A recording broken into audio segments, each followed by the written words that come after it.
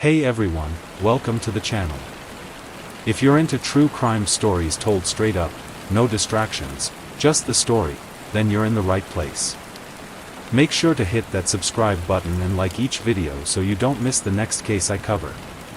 Alright, let's get into today's story. It was 2007 in Antwerp, Belgium, a city known not only for its glittering trade in diamonds, but for something far older, far stranger. Beneath its cobbled streets and Gothic cathedrals stretched an invisible underworld, a labyrinth of vaults, tunnels, and safes, guarded not by myth but by science. A world where steel, concrete, and paranoia had fused into one simple promise: impenetrability. And at the very center of this web stood the Antwerp Diamond Center Bank. To the casual passerby, it was just another polished office building with reflective glass windows and polite security guards at the entrance. But to those who knew better, it was something closer to a modern-day fortress, an ark designed to safeguard billions in wealth: loose diamonds, uncut stones, polished gems, stacks of cash, gold bars, bearer bonds, and even private heirlooms of immeasurable sentimental value. The bank was not merely a bank. It was confidence for sale. Clients from across the globe, Israeli diamond traders, Italian jewelers, Russian oligarchs, Indian merchants, African suppliers, trusted it. And why wouldn't they? Every brochure, every whispered promise from the Diamond Center repeated the same line: no one gets in. No one gets out. The vault beneath the Diamond Center was advertised like a miracle of engineering. And for good reason. Let's slow down and picture it. Imagine standing in front of a door so thick it could laugh at dynamite. A steel wall designed to withstand drills, saws, fire, even explosions. Behind that door lay layers of defense so absurd they bordered on paranoia. Fingerprint scanners checked not just the ridges of your skin but the heat beneath them, making rubber gloves or fakes useless. Infrared cameras tracked every movement. Magnetic sensors registered any tampering, no matter how subtle. Seismic detectors, machines so sensitive they could pick up the vibration of a pencil falling to the floor, were tuned to catch even the faintest sound of drilling or cutting. And if, somehow, someone did manage to get inside while the vault was sealed, they would face another problem: time. Because at midnight, when the last employee left, the vault shut down completely. Not even the guards on duty could open it again until morning. No override. No emergency exit. Nothing. In essence, the Diamond Center vault wasn't just a safe. It was a temple of security, worshipped by those who used it, feared by those who dreamt of robbing it. And for decades, it worked. No break-ins. No breaches. No scandals. In Antwerp, the diamond capital of the world, a place where billions changed hands every week, that kind of perfection was not just impressive. It was legendary. The vault was whispered about the way people talk about Mount Everest. A challenge. A monument. Untouchable. But legends have a way of attracting challengers. You see, in Antwerp, there were always stories. Bars where diamond cutters and dealers would sit after work, sipping beer and swapping gossip. And at least once a week, someone would raise their glass and joke. Imagine robbing the Diamond Center. You'd never have to work again. The table would laugh. Someone would shake their head and reply, impossible. You'd die before you got through the first door. But in those same bars, those same whispers carried an unintended effect. Because if you tell enough people something can't be done, eventually someone will start to wonder, what if it can? And in 2007, that whisper found its audience. Antwerp is not like other cities. On the surface, it's all art galleries, cathedrals, and diamond boutiques with velvet displays. But beneath that surface lies an entire ecosystem dedicated to secrecy. Deals worth millions are made on a handshake. Papers are burned as quickly as they're signed. Family dynasties guard diamond cutting techniques the way other families guard recipes. And then there are the vaults. Not just the Diamond Center, but dozens of them, scattered like hidden organs beneath the city. A subterranean nervous system, pulsing with wealth. To most people, this underground is invisible. But for those who move in shadows, for thieves, smugglers, and masterminds, it is a map. A puzzle. A challenge waiting to be solved. And in the winter of 2007, one man looked at that map and saw opportunity. His name was Leonardo Notarbartolo. To the outside world, he was just another Italian businessman. He dressed well. He smiled easily. He knew how to talk to people in a way that made them trust him. He could walk into a diamond dealer's office, shake a hand, and leave with a deal. But beneath that charm was something else. Leonardo was not just a businessman. He was a thief. A professional. A man whose career had been built on taking what others swore was untouchable. And when Leonardo looked at the diamond center, he didn't see a fortress. He saw a puzzle. One with a solution. But here's the thing about Leonardo, he never worked alone. Every great heist in history has something in common, a crew. Not just a group of criminals, but a team where every piece fits perfectly. And Leonardo's crew was exactly that. There was the genius, a man obsessed with locks, alarms, and sensors. He could spend hours staring at a mechanism until he knew exactly how to break it. There was the muscle, strong, quiet, and loyal, who could handle heavy lifting and, if needed, intimidation. There was the shadow, a man so skilled at slipping past cameras and guards that it was as if he barely existed. And then there was Leonardo himself, the planner. The talker. The one who could walk right into the diamond district, sit with dealers, laugh, shake hands, and leave without anyone suspecting a thing. Together, they weren't just criminals. They were artists. And the Diamond Center vault was about to become their masterpiece. Every vault has a weakness. A hidden crack in the armor. Sometimes it's in the technology. Sometimes it's in the people who run it. But it always exists. And that's where Leonardo's genius came in. Instead of rushing in with drills and explosives, he studied. He observed. For months, even years, he lived in Antwerp, blending in, pretending to be just another face in the crowd. He rented an office inside the Diamond Center itself, just meters away from the vault. From there, he watched. He learned the rhythms of the guards.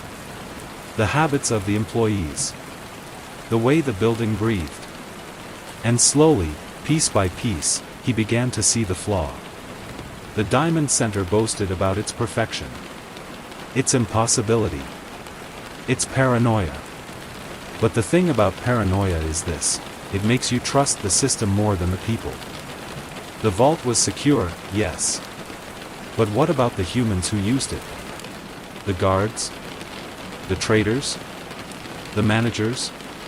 Because in the end, no matter how advanced the technology, every fortress relies on one fragile element: human behavior. And human behavior, Leonardo realized, could be studied, predicted, manipulated. It was only a matter of time. And so, in the winter of 2007, the stage was set. The world's most secure vault. The world's most ambitious crew. And a plan that would go down as one of the greatest heists in history.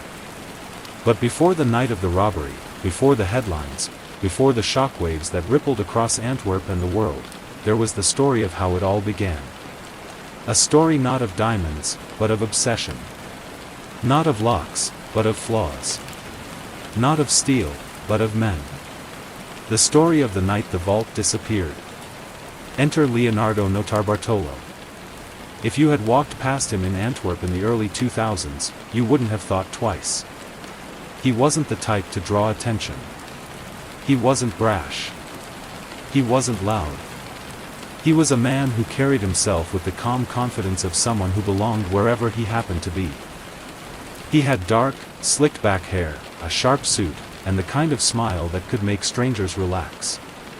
To the merchants and dealers in Antwerp's diamond district, Leonardo was exactly what he appeared to be, a well-off Italian jeweler, a businessman who seemed to know the right people, have the right connections, and, most importantly, always have money in his pocket.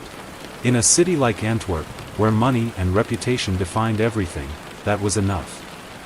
But behind the smile, behind the tailored suits, behind the story he spun for everyone around him, Leonardo hid a different truth. He was no jeweler. He was a thief. And not just any thief. He was the leader of a network that the Italian police would later call La Scuola di Torino, the School of Turin. This was no street gang. No ragtag group of pickpockets or smash-and-grab amateurs. The School of Turin was a guild. A fraternity. A collection of men who had dedicated their lives to the art of impossible thefts. Safecrackers. Locksmiths. Alarm specialists. Drivers. Masters of disguise. Each man a specialist, each man trained to see not just locks and alarms, but possibilities. And Leonardo? He was their conductor. Their strategist. Their voice of calm when everyone else would have panicked. If the world of crime had a university, Leonardo Notarbartolo was both a graduate and a professor. For months, Leonardo lived a lie so convincing that no one questioned him. He rented an office in the Diamond Center itself, just floors above the vault he intended to rob. Think about that for a moment.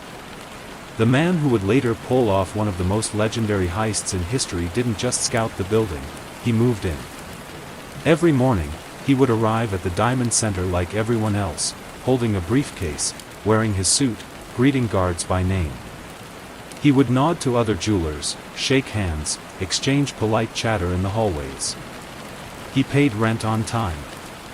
He brought in coffee. He even hosted dinners for some of the guards. Imagine sitting at a long wooden table in a cozy Belgian restaurant, sipping red wine, laughing at a joke Leonardo had just told, never realizing that the man across from you was studying your every move. He learned their habits. He learned who was lazy, who was diligent, who liked to sneak cigarettes during shifts, who cut corners when no one was watching. And at the same time, he mapped the building with the precision of an architect. He knew where every camera was positioned, where the shadows fell, which doors were alarmed, which weren't. To Leonardo, this wasn't just reconnaissance. This was rehearsal. Now, Leonardo might have been the face, but behind him stood the real power of the School of Turin, his crew. They weren't flashy. They weren't mobsters dripping in gold chains. They were men who looked like electricians, janitors, drivers, ordinary people who knew how to disappear in plain sight. Each man had a nickname, a role, a specialty. The genius, a locksmith and mechanic who treated locks like puzzles waiting to be solved. He could dismantle a vault mechanism in the dark with only his sense of touch. The electrician, a wiry man obsessed with wires and circuits, capable of rewiring alarm systems so flawlessly that the security team would think nothing had happened. The monster, their driver and muscle. Quiet, intimidating, loyal. A man who could carry 50 kilos of diamonds as easily as a sack of flour. The shadow, a ghost of a man, skilled at moving through spaces without being noticed, slipping under cameras, picking pockets, bypassing sensors. Together, they weren't just thieves. They were engineers of theft. And Leonardo, with his charm and planning, held them together. The brilliance of Leonardo's plan wasn't in the speed, it was in the patience. This wasn't a smash and grab. This wasn't about masks and guns and sprinting out the door before the cops arrived. That kind of robbery might make headlines, but it also ends with bullets and prison. No. Leonardo's plan was different. His plan was to make the impossible look easy. So for nearly 2 years, the School of Turin prepared. They studied every detail of the Diamond Center vault. They built replicas of its locks and alarms, practicing over and over until their movements became muscle memory. They tested sensors in rented warehouses, timing themselves against stopwatches. And the entire time, Leonardo kept up appearances. He smiled. He traded small talk. He let himself be seen, not as a threat, but as a friend. The guards trusted him. The traders trusted him. Even the managers of the Diamond Center trusted him. And that was the greatest trick of all. Because the closer he got to them, the less suspicious he became. What Leonardo understood, and what the Diamond Center never saw, was that perfection is an illusion. The vault was protected by 10 layers of security, motion detectors, infrared heat sensors, magnetic locks, seismic alarms, video surveillance, and more.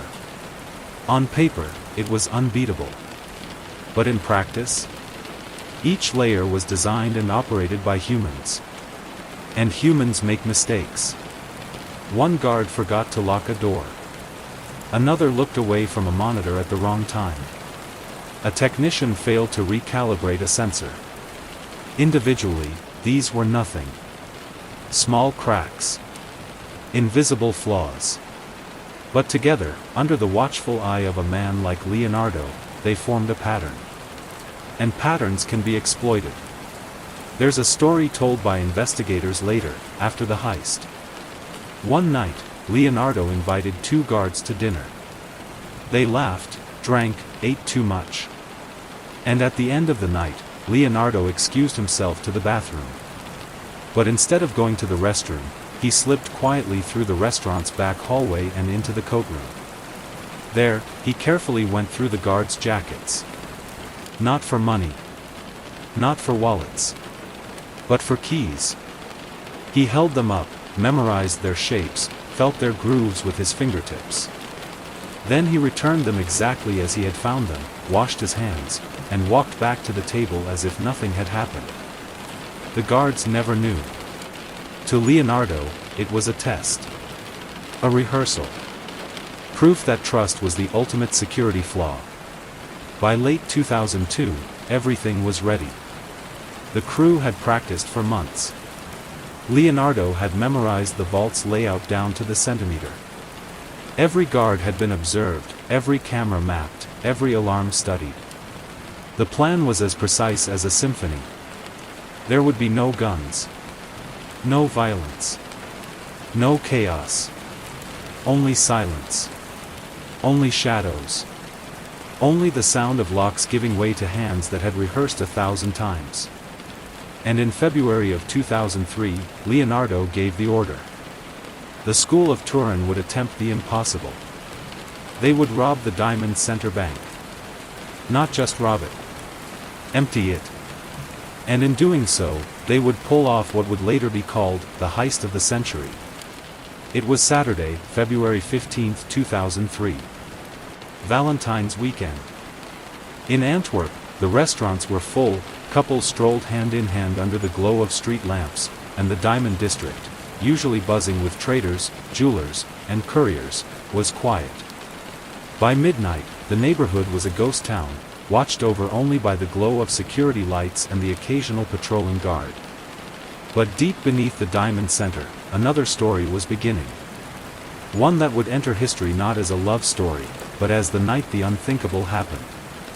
At midnight sharp, the vault was sealed, as it always was.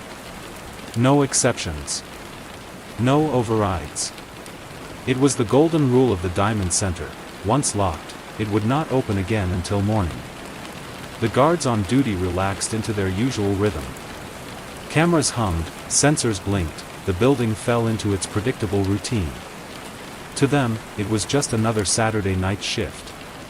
But what they didn't know was that, across the street, in the shadows of an unassuming van, Leonardo Notarbartolo and his crew were preparing to make history.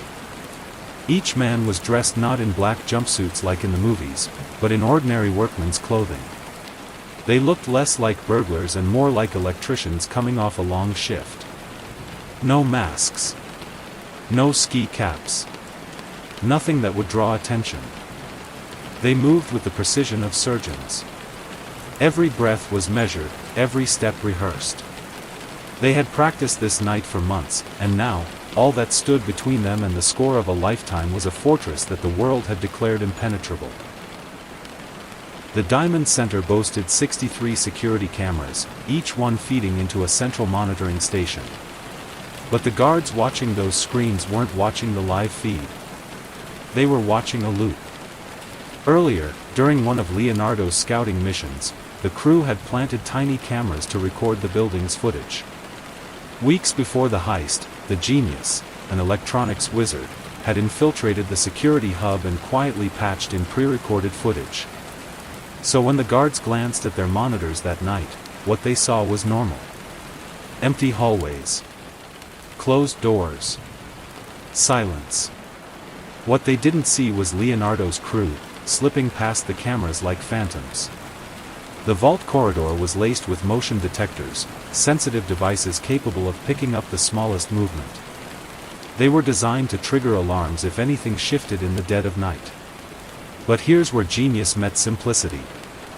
Instead of dismantling the detectors, the crew neutralized them with something you might have in your own bathroom cabinet: hairspray. In the days leading up to the heist, they had carefully misted the sensors, coating their lenses with a thin, invisible film. The result? The detectors became blind. They couldn't register movement. As the crew walked calmly through the hall, alarms stayed silent. $100,000 security system defeated by a $2 can of hairspray. At the end of the corridor, the vault door loomed. A steel giant designed to resist drills, torches, and explosives. It was the kind of door that, on paper, should have been the final line of defense. But to the genius, it was just another puzzle. Where most thieves would have tried brute force, he used finesse. The lock was complex, yes, but with patience and skill, he picked it with the same ease a child might use to open a toy chest. Click. The vault surrendered. The crew stepped into a chamber that seemed to hum with silence. Rows of safety deposit boxes stretched before them like teeth in a steel jaw. Over 160 boxes, each one holding the secrets and treasures of Antwerp's diamond elite. It was here that the real work began. With practiced movements, they cracked open box after box. No smashing. No noise. Every lock was bypassed with surgical precision. Inside, they found diamonds in velvet pouches, stacks of cash, envelopes filled with bearer bonds, and gold bars wrapped like loaves of bread. Some boxes held personal heirlooms, rings, necklaces, antique watches, passed down through families for generations. Others held nothing but raw stones, each one worth a fortune. The men worked methodically, emptying box after box into duffel bags. Their gloves never faltered. Their breathing never broke rhythm. Time seemed to slow. Each deposit box opened was another secret stolen. Another fortune erased. By the time they were done, the haul was beyond belief. Diamonds. Cash. Gold. Bearer bonds. Collectively valued at over $100 million. Some estimates went higher, suggesting the true total might have been closer to $200 million, depending on the stones that were never recovered. It wasn't just one of the biggest hauls in Antwerp's history. It was one of the biggest heists the world had ever seen. And the strangest part? It was quiet. No alarms. No guards rushing down the stairs. No gunshots, no shouting, no chaos. Only silence. The school of Turin had done the impossible. By 5 a.m., the crew had vanished. They slipped out the way they had come in, carrying duffel bags stuffed with fortunes. Their exit was as silent as their entry. No broken doors, no shattered glass. Just shadows retreating into the night. When the guards finally unlocked the vault at 7 a.m., what they found didn't make sense. The room looked untouched. The door was intact. The cameras showed nothing unusual. The alarms had never triggered. And yet, the safety deposit boxes were empty. Billions of dollars in wealth had vanished without a sound. In the hours that followed, panic rippled through Antwerp. Jewelers wept. Traders raged. The Diamond Center scrambled to explain the impossible. How had thieves bypassed every layer of protection? How had they entered a vault that was supposed to be impenetrable? At first, it seemed like the perfect crime. No evidence. No witnesses. No alarms. But perfection has a way of unraveling. And for Leonardo Notarbartolo and the school of Turin, the cracks would appear sooner than they ever expected. When the sun rose on February 16, 2003, Antwerp woke up to chaos. Inside the Diamond Center, guards stood frozen in disbelief. Bank managers ran their hands through their hair, staring at the gutted vault. Traders arrived, faces pale, demanding answers. And by noon, the story had already broken across Belgium. By evening, it had gone international. The heist of the century, the headlines screamed. Reporters swarmed Antwerp's Diamond District. Cameras flashed outside the Diamond Center. Anchors described the vault as impenetrable, a fortress that had now been breached. And every news outlet asked the same question. Who could have done this? For the jewelers and diamond merchants of Antwerp, the heist wasn't just a crime, it was a betrayal. The Diamond District ran on trust, secrecy, and reputation. Billions moved through its vaults every year, guarded not just by steel and sensors but by the belief that the system was unshakable. Now, that illusion was shattered. If the Diamond Center could be robbed, what did that say about the others? Merchants whispered about ruined reputations, broken contracts, lifelong clients who might never come back. Families lost heirlooms. Traders lost fortunes. And beneath the panic, another question burned quietly. What else was in those boxes? Interpol moved fast. This wasn't a simple burglary, it was an international disaster. With over $100 million gone, the case demanded one of the largest manhunts Europe had ever seen. Agents combed Antwerp, questioned traders, checked flight records, analyzed every second of security footage. They worked around the clock. But there was a problem. The vault had left them nothing. No alarms. No broken cameras. No forced entry. No fingerprints. For weeks, investigators were stuck. They had no suspects, no leads, no trail. It was as if the thieves had vanished into thin air. Then came a stroke of luck. Miles outside Antwerp, a farmer walked through his land and noticed something strange near the edge of the woods. Piles of trash. Not ordinary trash, bags filled with shredded paper, scorched envelopes, burned fabric. Curious, he pulled one open. Inside, he found receipts, diamond wrappers, and scraps of security footage. The farmer called the police. Within hours, forensic teams were combing through the bags. And buried among the ashes, they found it, a single receipt. A fuel receipt. With one name on it. Leonardo Notarbartolo. It was almost laughable. The man who had orchestrated one of the most brilliant heists in history, the man who had bypassed cameras, sensors, and locks that the world swore were unbreakable, was undone by the most human of mistakes, littering. He and his crew had tried to burn their evidence in the woods. But in their haste, they had left behind just enough for investigators to piece it together. That receipt was all Interpol needed. Within days, Leonardo Notarbartolo was arrested. In court, Leonardo didn't deny his role. He admitted he had been part of the heist. But then, he dropped a twist no one saw coming. He told the court the story everyone knew was wrong. According to Leonardo, the school of Turin hadn't stolen anywhere near $100 million. The true take, he claimed, was far less.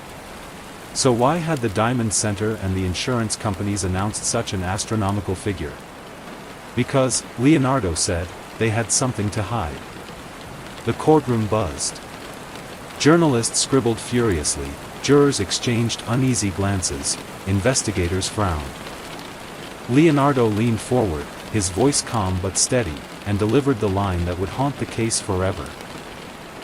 What we took was nothing compared to what was already gone. What did he mean? According to Leonardo, many of the boxes in the diamond center weren't holding diamonds at all. They held things the public wasn't supposed to know about: undeclared cash, black market deals, perhaps even evidence of money laundering. By inflating the value of the heist, the insurers and the diamond center weren't just protecting themselves from scandal, they were covering up what had already disappeared long before the school of Turin ever walked into that vault. To this day, no one knows the full truth. Were the thieves exaggerating to make themselves look clever? Were they trying to downplay the crime and their sentences? Or was Leonardo right? Did the diamond center and the insurers seize the moment, using the heist not just as a cover story, but as a way to bury secrets too dangerous to ever come to light? The numbers never fully added up. Many of the alleged diamonds were never reported missing. Many were never recovered. And some traders whispered privately that the real victims weren't the merchants at all, but the shadowy networks who used Antwerp's vaults to move untraceable wealth across borders. If that was true, the school of Turin hadn't just pulled off the heist of the century. They had accidentally pulled back the curtain on an entire world the public was never meant to see. Leonardo Notarbartolo was sentenced to 10 years in prison. His crew faced similar fates. And yet, most of the diamonds were never found.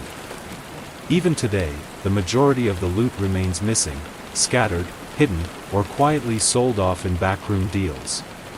Interpol got their thieves. But the diamonds?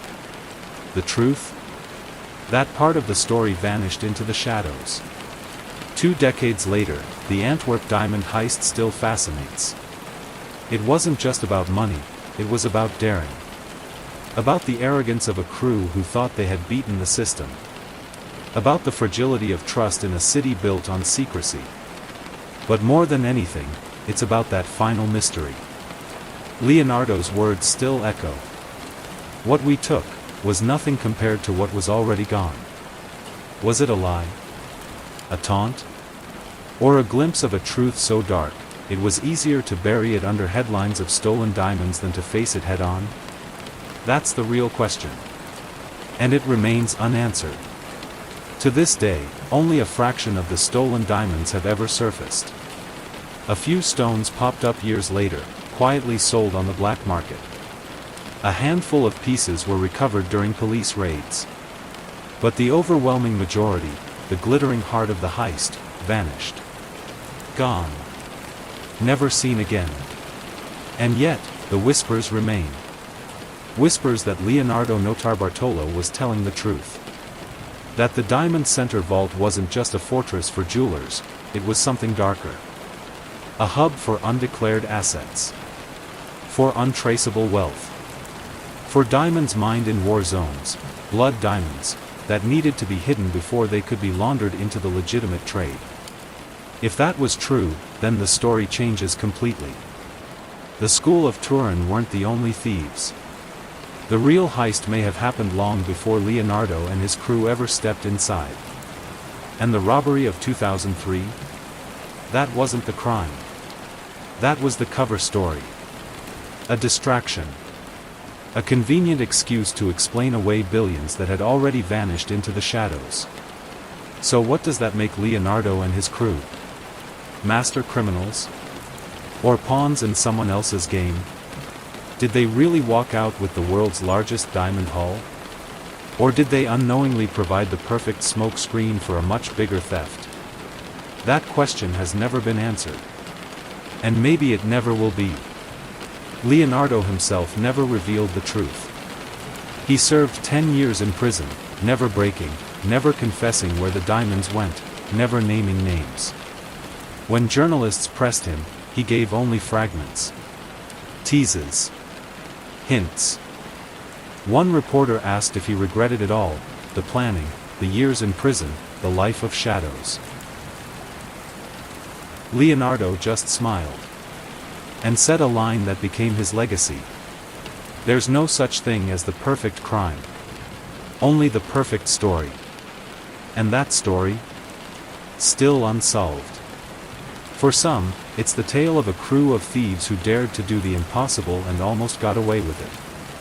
For others, it's a warning that even the most secure systems are only as strong as the people who run them. And for the dreamers, the conspiracy hunters, it's proof that the Antwerp diamond heist was never just about diamonds at all. It was about secrets. About shadows. About the kind of truth too dangerous to ever be written in headlines. The vault in Antwerp has long since been rebuilt. The guards replaced. The locks upgraded. But the questions remain. Where did the diamonds go? Who really profited from the heist? And what, exactly, was Leonardo hinting at when he said that what they took was nothing compared to what was already gone? 2 decades later, no one can say for certain. All that's left is the story. And maybe, that was always the point.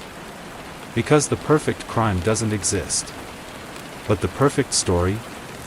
That lasts forever.